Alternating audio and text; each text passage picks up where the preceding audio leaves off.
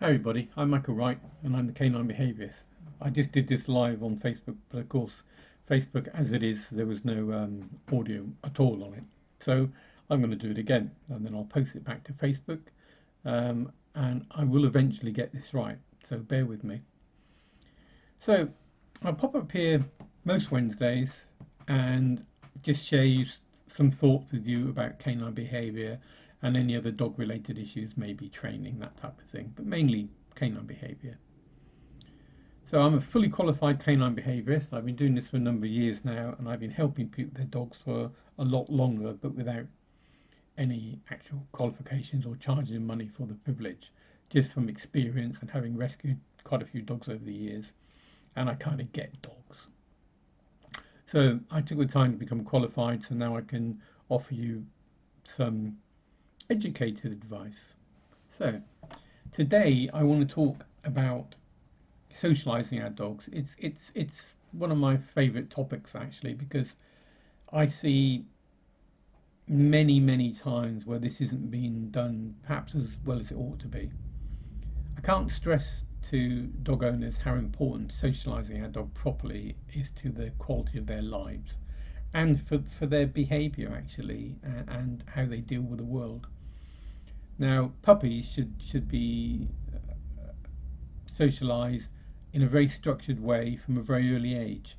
They have a window basically up to about 14 weeks where they should experience most things in a controlled manner that they're going to experience during their lives. So noises, crowds, big people, little people, short people, fat people, children, crowds of children, noises, cars, fireworks, hoovers, anything they might experience. And the object of socialization from that point of view is to get your dog used to living in the human world and everything it offers to them really. And the other element of socialization is getting them used to living with other creatures.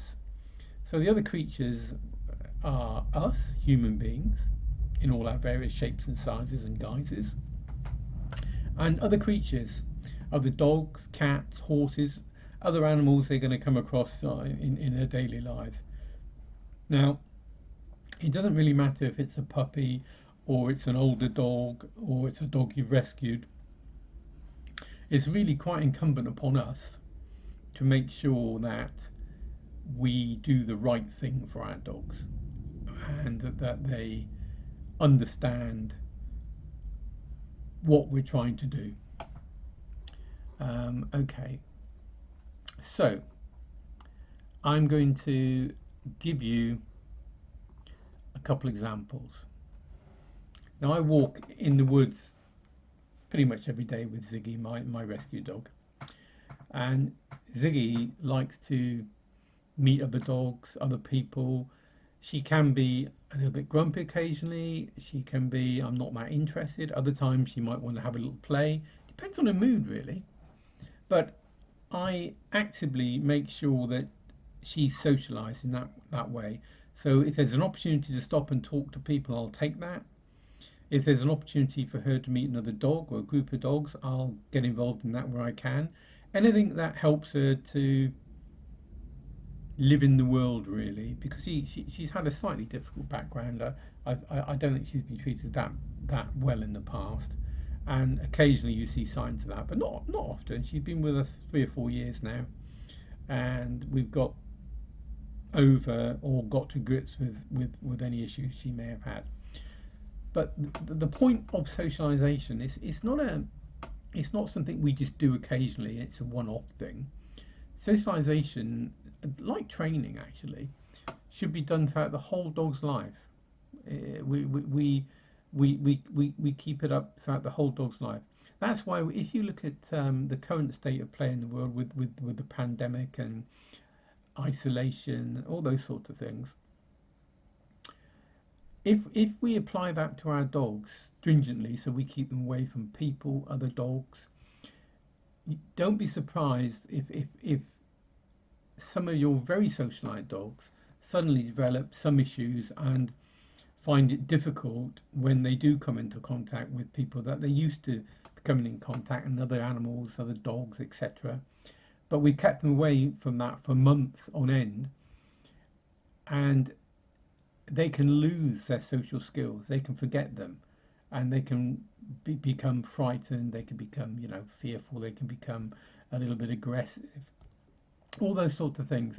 So keeping them socialised is critical, actually, very important. So aside from the pandemic, that was just an aside, really. I mean, it's any dog needs to be socialised. So that's the simple message here. So I'm walking through the woods, and in front of me, from another area, a lady comes into view. She's got her back to us, and she's walking away, and she's got two dogs on leads, on retractable leads. Now, if you ever heard me before, you know I'll hate retractable leads. So two small dogs, one a cockapoo or something of that nature, and the other one is a small Jack Russell, a youngster by the look of it, probably a puppy. Excuse me. So we're approaching at a distance. Ziggy and I. Ziggy's off the lead, and she's trotting along nicely, and she's getting closer, and I'm getting closer. And the young dog, the puppy, keeps stopping. Typical of a young dog, is inquisitive. There's strange things and people coming up behind them. There's a person. There's another dog. And I'm really excited. I want to go and have a look at those people. So the dog's stopping, putting its brakes on, turning around, pulling against the lead, trying to come back to us. And this lady keeps pulling, and she doesn't even glance over her shoulder, just keeps pulling. Saying, "Come on, come on." You get the picture. So we get relatively close, maybe 3 or 4 yards now, and I'm a fairly sociable kind of a guy, and I just say quite jovially, "Oh, blimey, you'll have to stop in a minute." He's desperate to come and say hello. She said, "No, I won't." She's very aggressive, and she picks the dog up and hangs on to it nice and tight, and literally strides off into the trees. So she's well away, and she's muttering at this dog as she goes, "You should behave yourself," and all this sort of stuff. And so I just continue walking, and I'm just saddened when I see that type of reaction, because your dogs deserve more than that. So that little puppy is being denied the opportunity to stop and play and have some fun with animals of its own type. Now, I obviously don't know what's going on in that woman's life particularly, and to be fair, I'm not really that interested. But if you've got dogs, you really need to make some sort of an effort.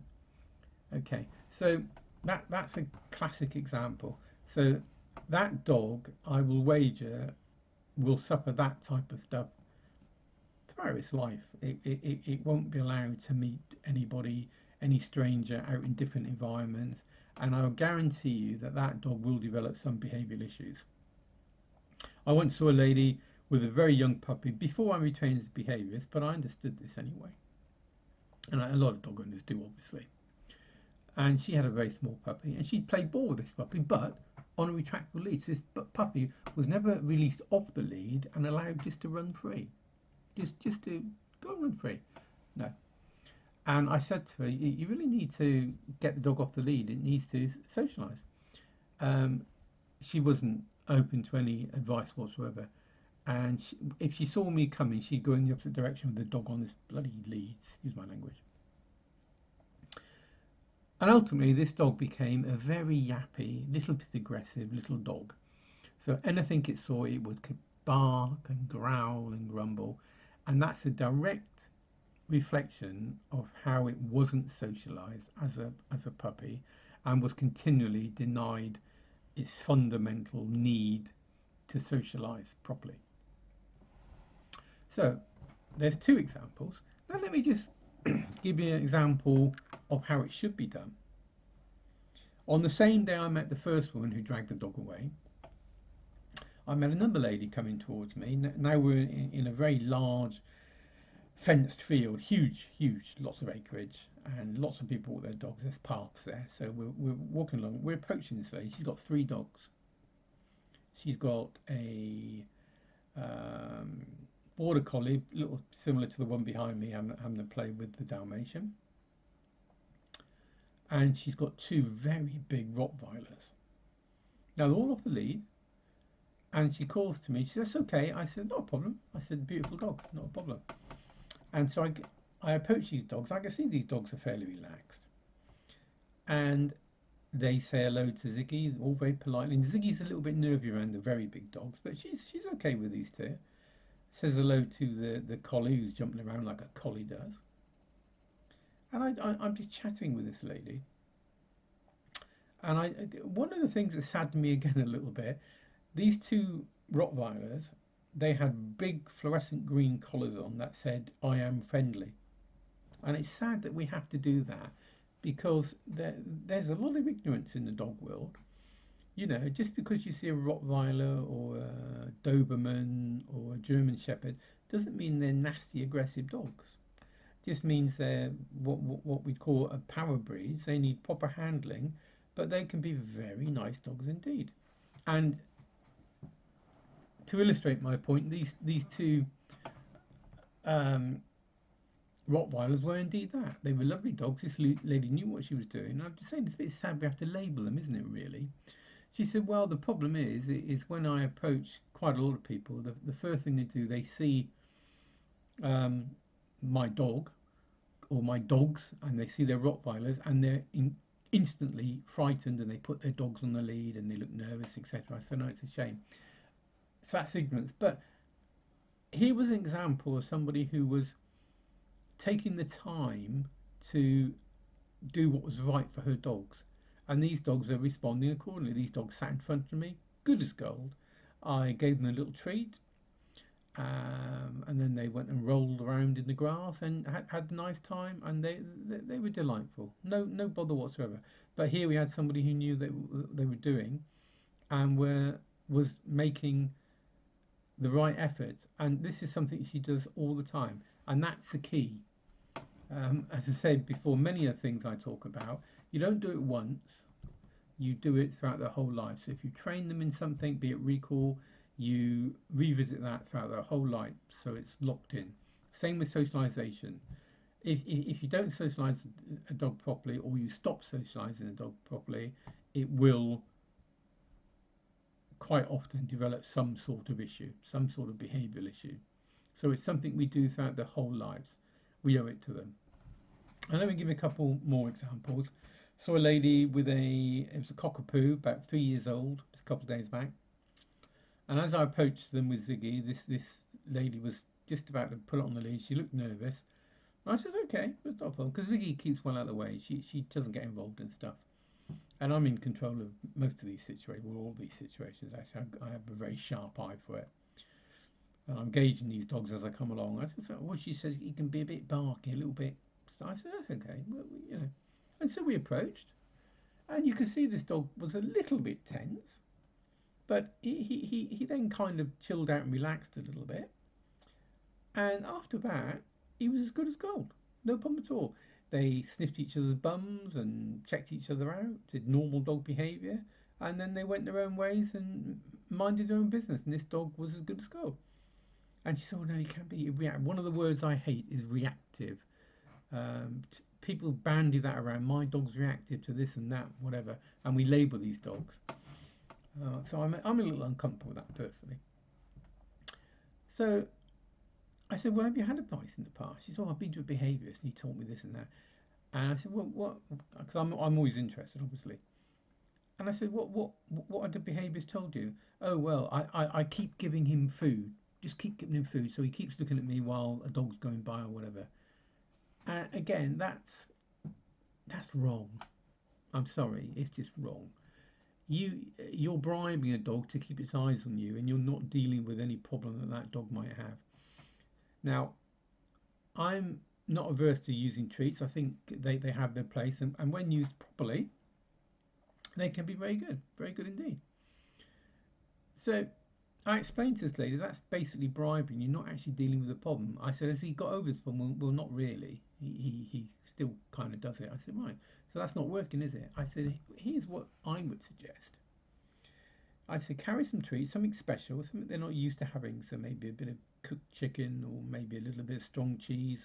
They're nice things for dogs. They quite like them, in little bits.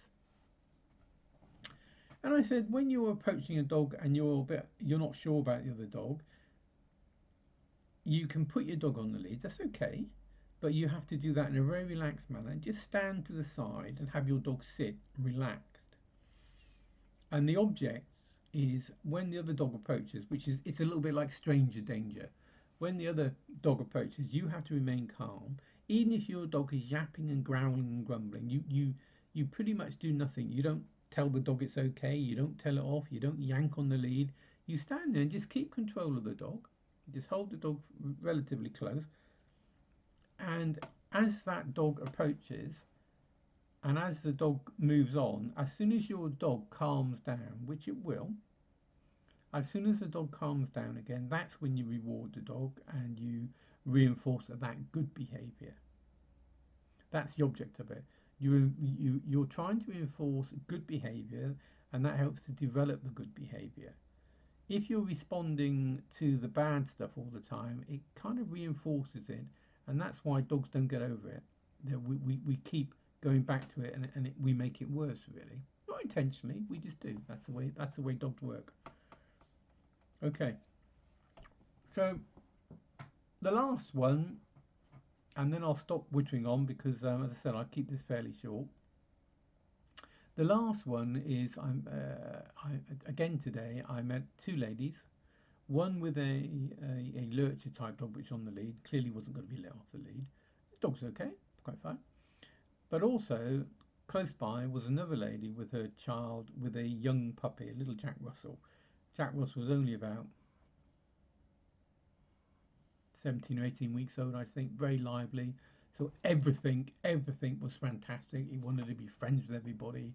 He wanted to play with every dog it saw. The usual puppy type stuff. And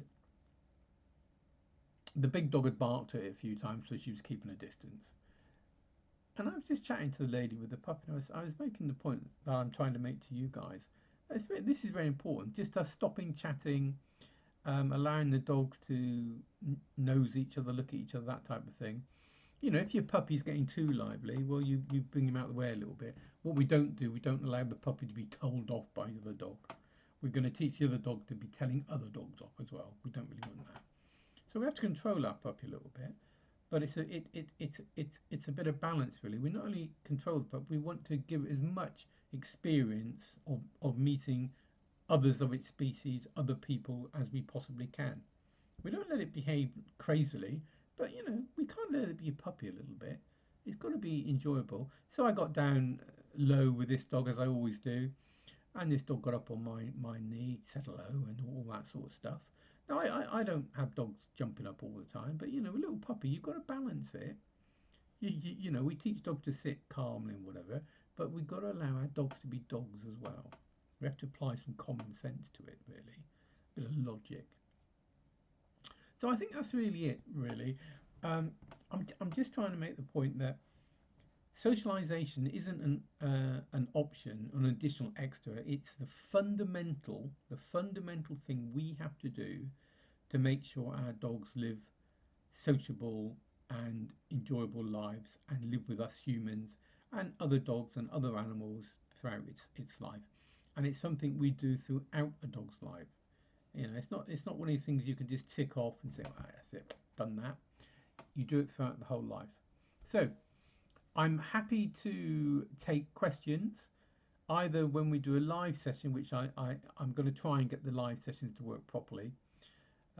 I welcome anybody if they'd like to do a live session with me with their actual dog that may have a problem that we can share in a live situation. Um, I'd like a couple of people to do that with me if possible, and I'd be quite happy not to charge you for that. But I would ask that I'm able to use the footage either on my website or keep it live on my various platforms. Um, Now I do like to see people directly as a general rule, but because of the current situation, the pandemic and whatever, it can be quite difficult. So I'm quite happy, as you see next to me here, I'm quite happy to do video consultations. I've been doing this for quite a while now, and they work quite well. As long as I get a video of your dog exhibiting whatever behavior or problem you think I may be able to help with, I can progress and do that. I can probably help without that, but a video is a useful thing for me to see. And we all carry phones these days, so you just take them and send me a copy of that. So you can book a session with me online, and you can book it directly on my website, thecaninebehaviourist.co.uk. Thank you for taking the time to stop by and watch this. Hopefully we will get live sessions going properly where we can have a proper question and answer sessions. I'll be sharing this on Facebook, on Instagram, Twitter, YouTube, all the usual places. So whenever you have an opportunity to watch that, thank you for taking some of your time out of your busy days. I will be back next week at some stage. Okay, well, thank you for taking the time to stop by, and I will see you again next week. Okay, bye for now.